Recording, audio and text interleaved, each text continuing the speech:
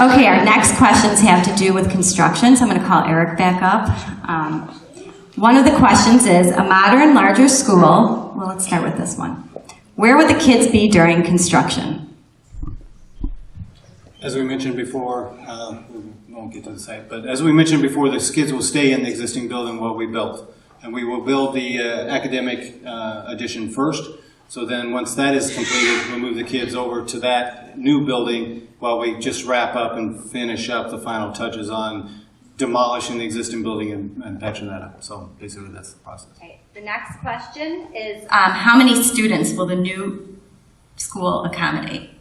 We haven't gone through the entire programming of that, so we will do that once we get closer to that. We'll determine what the capacity, what the population is currently, and we'll make a little, like I said, we want to make sure that we have a little ebb and flow, so we typically design the schools to be about 85%, and so that gives them some movability, some flexibility when this population ebbs and flows. So we will find that out once we get closer to that, and we'll make that determination. So this one we'll answer together, Eric. A modern, larger school brings with it more costs, more teachers, supplies, new furniture, etc. How will these costs be paid for? Another budget referendum in the following years to pay for higher budget. So I'm proud to say that we have a balanced budget. In fact, we will end the year again this year with another surplus. And we had a very successful teacher negotiation this year. We forecasted out the next 10 years, with the exception of the immediate building needs that we need to. We're doing very well with paying our bills, paying our staff, and supplying our students with what they need to be successful. So I'm very proud of that. The board has done an excellent job balancing that. So supplies kind of fall in that. New furniture. The $25 million referendum includes all the furniture, any fixtures, anything that would be in the new building. So that's within that.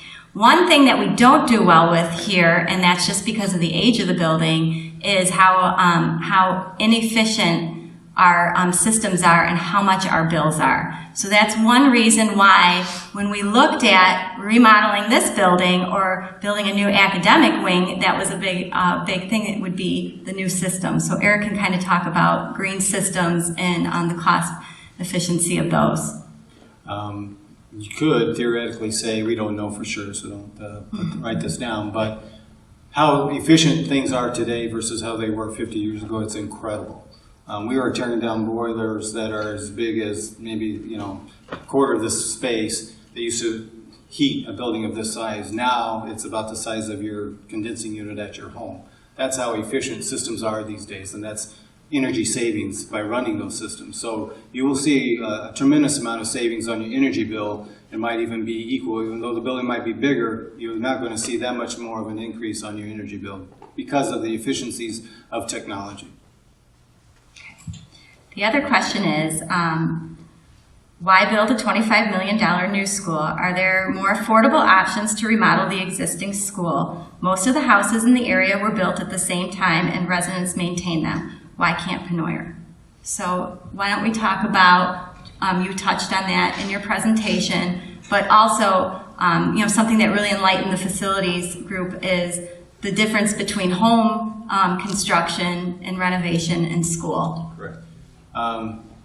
There's a lot of kids in this building, probably a lot more than are in your house. Houses are designed and built for 5 people, 6 people, right? This building is basically a little city, and it's active constantly.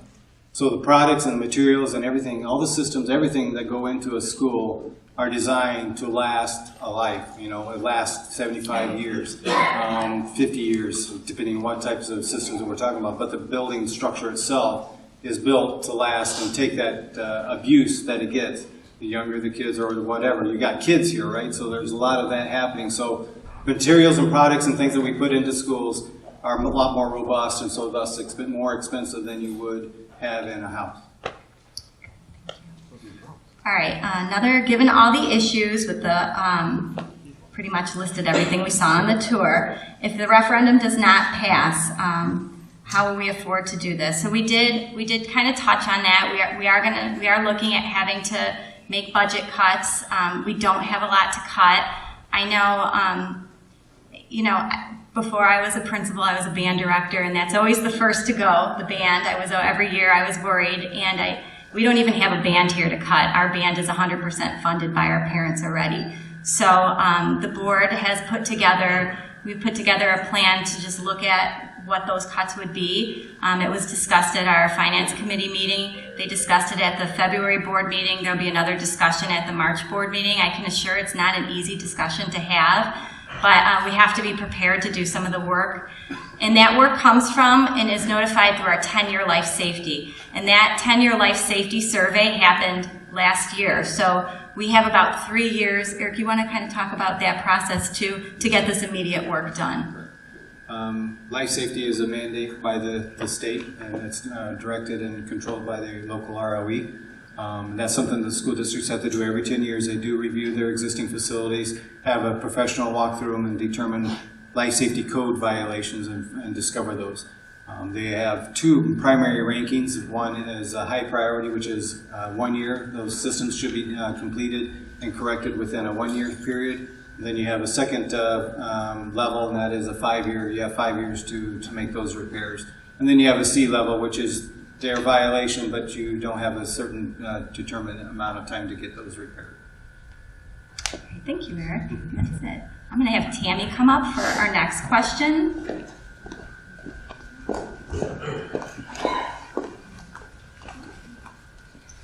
So the first one I'll be able to answer, and then the second one Tammy will take. Has there been any outreach to the older registered voters in the area? This demographic is traditionally resists referendums for schools. So the school district did send out, and we have extra on the back table, a community forum flyer and a community flyer with the proposed referendum. That did go out through every door direct mail. We are too small of a school district to have a non-for-profit mailing license, a bulk mail. A bulk mail needs to be over 500, and we would never do a mailing over 300 out of the school. So the most cost-efficient way was to do every door direct mail. We've also put a lot up on our website, so we're hoping to reach as many of our seniors as we can. I've also presented at the Harwood Heights Village Board meeting, and I've also met with the Village of Norridge mayor and other council members. So we're trying to get the word out there. I do realize it's very expensive.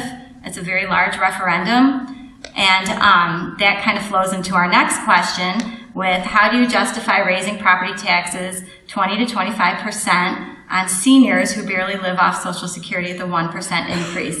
There is a large aging population in this area that cannot afford this. So part of funding schools is referendums, and I'm going to have Tammy talk about how schools are funded and how schools ultimately are able to raise more funds for the projects such as the one we're looking at. Sure. So school districts have the authority to levy property taxes, basically to operate the district from year to year, and the amount of increase in that property tax levy, which is basically the tax bills that you all pay, is limited to the consumer price index. For example, for this coming year, the consumer price index is 2.1%. So that's basically how much the district's operating budget can increase from 1 year to the next, because property taxes are by far the largest revenue source for the school district. So it simply can't ever build a project of this scope within its operating budget. But it can lawfully go to the voters and ask for approval to issue bonds like Penoyer is doing on the ballot on March 20th. And then that authority then is outside of that capped percentage increase I talked about from year to year. Can you talk about the difference between a property tax increase referendum and a bond? Sure. So again, this type of referendum is a building bond referendum question. If you've seen the language, it specifically asks if the district has permission to issue $25 million in bonds for its project. And as I mentioned earlier, the payback for those bonds would be 20 years.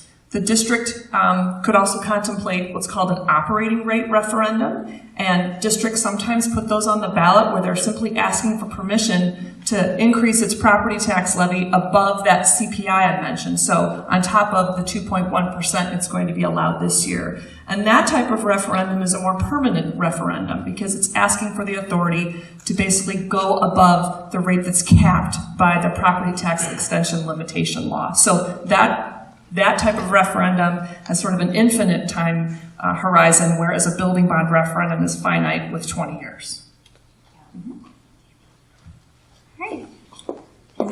concludes our questions for this evening. I want to thank everyone for coming.